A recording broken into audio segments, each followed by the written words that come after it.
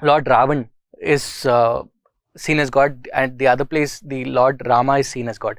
Especially the Gond tribes, right? They worship Ravan as God, and at the other side, the Ravan's effigies have been burnt. So this is the contrast that we can see. Hello everyone. Hope all of you are safe and healthy. I welcome you all to IASababa series on answer writing, that is Aware, wherein I'll be taking you through 7 steps on mastering the answer writing skills. I hope you watched my first video on answer writing, wherein I've tried to break the myths about answer writing.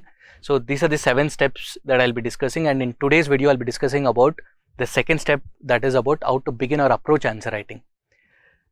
And before that, I would like to emphasize here that soon after watching this video, or within 24 hours after watching this video, even if you have made an attempt to start off one answer, do comment below saying #AwareBaba. Why do I say that is because one is it will give you that strong push that is required to start off answer writing, motivation, and also a feel good factor, which is very important. Clear? So coming to today's session, that is the step 2, wherein I'll be discussing about how to approach or begin answer writing. For that, you need to understand the first principle behind answer writing. So what is this first principle? That is nothing but to understand the demand of the question. Fine, because this is so important that it forms the fundamental block or the basic building block of any answer. So this becomes very crucial because you would have heard your friends or your seniors saying that I have attempted all the 20 questions but still I could not make it through this time.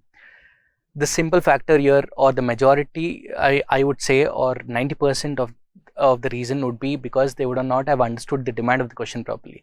Even if out of every 20 questions, even if 4 to 5 questions happen that way, that means you are outside the list, and it will severely backfire, especially in essay, because sometimes students think that okay, I'll choose an essay which others have not written, so that I'll get a better mark. Even I have done that mistake, in fact. Fine. So we do that, and instead of getting a better mark, we tend to go to the other side, that probably the lowest marks, like 60, 65 also, because especially with essay, if your understanding of the demand of the essay is not right, then it means your complete flow of thought, your thought process, everything goes in the wrong direction. Clear? So that is the reason this is very important. And coming to the GS papers here, I'll try to discuss it with examples so that it becomes easy for you to understand why is it so important. So yeah, coming to the first question, it says bring out the contrast of Indian society. Say suppose the word contrast is replaced by diversity. Obviously the question changes. So here you should have a clarity of these keywords here. So if I'm talking about the contrast in Indian society, it basically means the two polar sides, the opposite sides that you can witness in the society. At one place you have people worshipping goddess Lakshmi, goddess Saraswati, or Durga Mata, but at the same time, the other side of it, you are witnessing rapes, you are witnessing domestic violence, atrocities against women, right? And other example would be at the so-called progressive society, which is propagating about the liberal rights, etc. In the same family, they would not allow an intercaste marriage or an inter-religion marriage to happen, or would not allow their own daughters or sister-in-law to go outside the house after 8, or probably not allowing them to wear jeans, right? So, or it can be at one place the Lord Rama is worshipped as God, at the other place Lord Ravan is worshipped as God, especially in Gond tribes, right? They worship Ravan there. So they worship Ravan, at other place they burn effigies of Ravan. So this is the contrast that we can see in the Indian society. If the word is replaced by diversity, that is nothing but variations between the same thing. So the variations in language, different languages that we speak, or variations in the food habits, the dresses that we wear, north, south, east, west. So that is the meaning of diversity. So this clarity you should have. So then you can write a very beautiful answer and a very simple answer that will fetch you marks and help you in clearing the exam.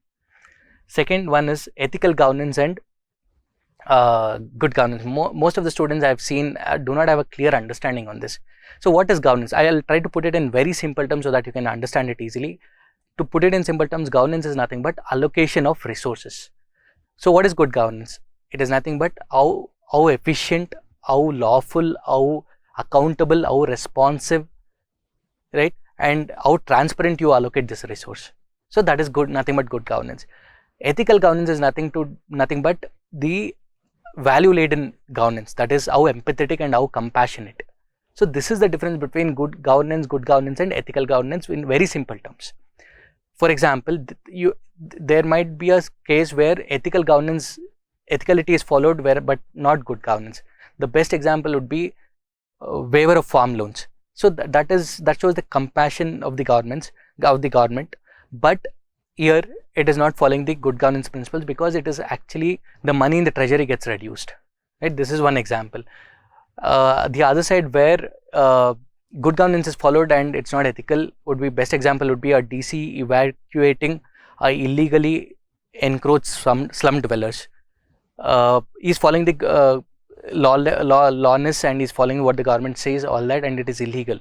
All that is a part of good governance, but the compassionate or empathetic feeling is not there. So this is one example where good governance is followed but not ethical governance, right? So this sound understanding you should have. And coming to the next part, so it says GST Council is a shining example of institutionalized cooperative federalism. So the keyword here is GST Council. How is it as a shining example of cooperative federalism? So you start off this answer with saying 101st Constitutional Amendment Act provides for GST, and 279A provides for GST Council. All that you can start off with a simple definition like that. And when I've personally evaluated this particular question, what I've seen is most of them have written about what is their understanding about GST. So the way the GST helps in removing the cascading effect of tax and helping the consumers, or the way it is helping the government in increasing the revenue. It is not that. It is talking about the cooperative federalism. It is nothing but the relation between how is GST Council affecting the relationship between center and state? How is it setting a good example? So here you need to actually discuss about the composition of the GST Council, wherein both the central finance minister and the state finance ministers, all of them get together, or where the decisions are taken by majority of the, 3/4 of the decision making power is given to the state governments. So this constitutes the example of cooperative federalism. So this should be the thought process. Clear? So now coming to this question of how to begin answer writing. That is the biggest question. The questions, if you can see here, also it is very simple and to the point. Don't choose a question which requires interlinking of GS 1, 2, 2 to 3, 3 to 4, or don't choose a question where current affairs is linked to static part in the initial days itself, because probably you will not have that fair knowledge, as I've discussed in my first video also, clear understanding of everything. So these are the topics where it is confined to a particular topics. For example, this one talks about mangroves. Here it talks about the precedent, right? So here it talks about Government of India Act 1935. So if you have an understanding, if you have read that topic, then these are the questions that you need to answer.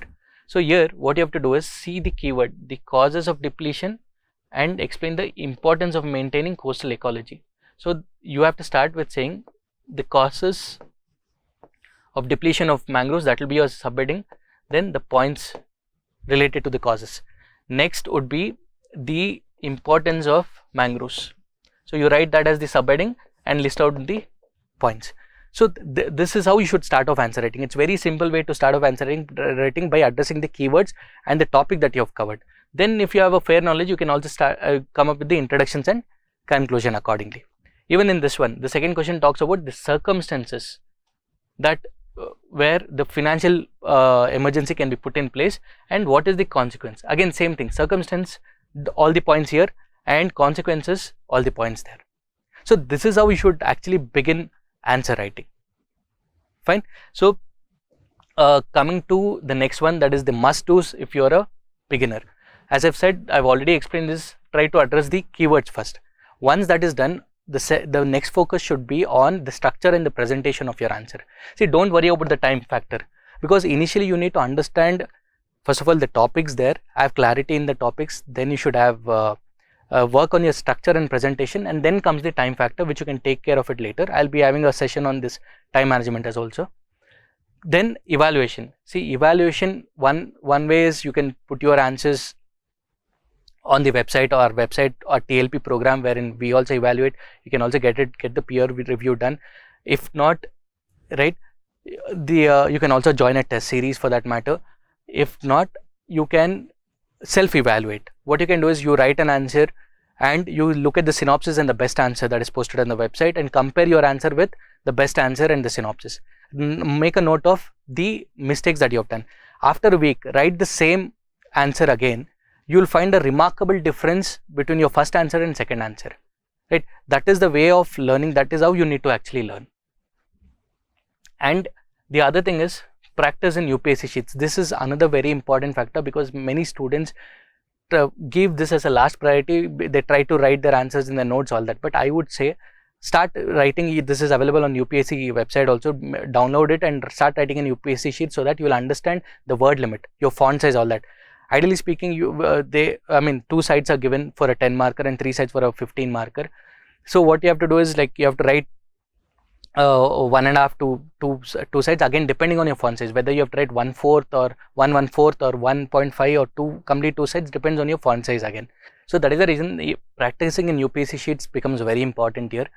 And the other thing I want to emphasize here is you can start off with writing daily answers like a TLP program, or that's a free initiative, or you can read the editorial and try to put your editorial will be around 600 to 800 words. Try to put that in 100 words or 200 words. So that is called Prezi writing in our school days, right? So you can try to adopt that method in while you are practicing answer writing. So that is also the one of the good ways of starting off with answer writing.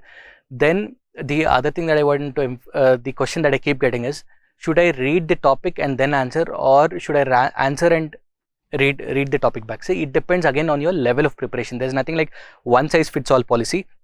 Depending on your level of preparation, you can adopt a method.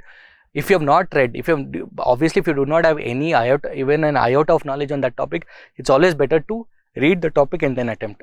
If not, after a few days or a few months, once you get a sufficient knowledge, then you can start writing, and then you can go back and let's look at the source. So that is the method that you can adopt. Clear? And coming to the obstacles, these are the two obstacles that I have seen which stops a student from beginning answer writing. One is the fear factor, and fear because you're feeling embarrassed. I would say that you should feel embarrassed now rather than feeling embarrassed after a year or couple of years where you have lost 2 to 3 years of your prime age and you're not able to make it to the exam. So this fear, you should break it down and you should start off writing, right? And the second thing is procrastination. This is the other most important obstacle. I have seen many students saying that, okay, I have a lot of time, probably after completing the syllabus I'll do it, or probably after prelims I'll do it, or right now I'm not in a mood to write answers. So all that will not matter. See, practice makes a man perfect, and you can start off with writing 1 answer or 2 answers per day. So please don't procrastinate at all. So, and even in fact, if you have seen the font size of these two obstacles also, have kept it very small so that this is easy to break. It is said that the secret of getting ahead is getting started. And now that you watched the video, this is the right time to start off answer writing. And if you put in an honest effort in writing even a single answer within 24 hours after watching this video, then comment below with an hashtag #AwareBaba. And don't be afraid to take that one bold step, because you need to remember that even the first ranker or the topper was once a beginner just like you, with all the confusions, with that embarrassment, emotions going through that person, right? And as you all know, the journey of 1,000 miles starts with or begins with a single step. And your journey in UPSC to get a rank 1 starts right now. Make the best use of it. And before I wind up, the next step that I'll be taking is how to structure an answer, where I'll be discussing about introduction, the conclusion, and most importantly the directives and the keywords given in the question, like examine, substantiate, comment, etc. And all the best, and thank you.